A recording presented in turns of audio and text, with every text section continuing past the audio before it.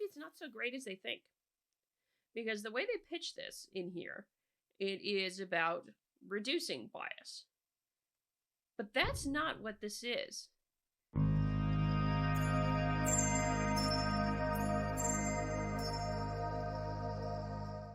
So this came across my plate from Scientific American.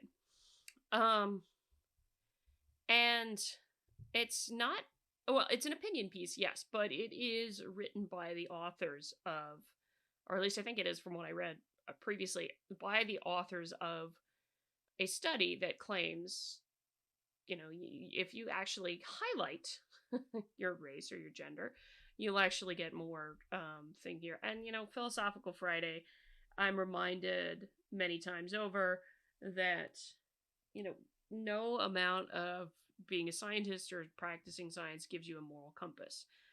To me, this is one of those instances where I don't really give a damn if this is an accurate or well done study,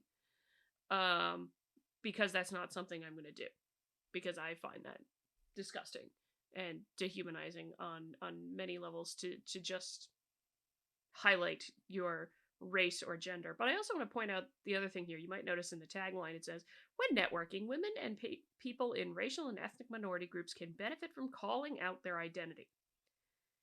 This is, again, the postmodernist assumption that your immutable characteristics are your identity. Just because you're a woman, that's your identity. Because you're a racial ethnic minority, that's your identity.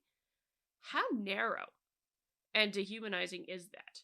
And why are you intent on reinforcing some of those things that is what makes up your identity? So let's go down here and read a little bit.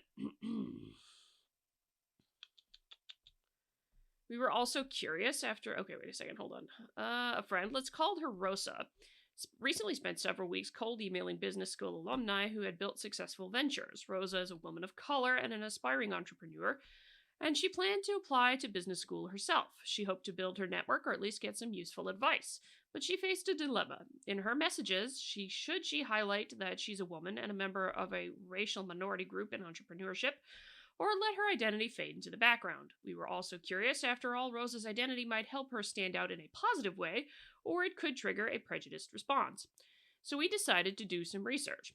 We surveyed 200 people who identified as women or members of racial or ethnic minority groups to ask what they would do in Rosa's shoes. Only 35% told us they would highlight their identity in requests for career support. Rosa, who ultimately decided not to mention her identity, articulated a concern that many of our respondents shared. I'm worried I'll come off as needy or seeking attention, or like I'm playing this race or female card if I mention my identity explicitly. And again, poor choice to say identity, because it's not your identity. That is not a critical component of your identity. These immutable characteristics. Nope. Let's see. Our research suggests that the opposite is true. We have found that explicitly mentioning your underrepresented identity when seeking career help can be beneficial. We first tested this idea in a large experiment with local elected officials. We sent networking emails to 2,476 white male city councilmen from 701 U.S. cities, including giant ones such as New York City and smaller ones such as Bentonville, Arkansas. Our emails appeared to come from students who said they wanted advice about going into politics. In reality, these students were fictitious. We varied the senders, using names that suggested they were white men, white women, black women, Latinos, or Latinas.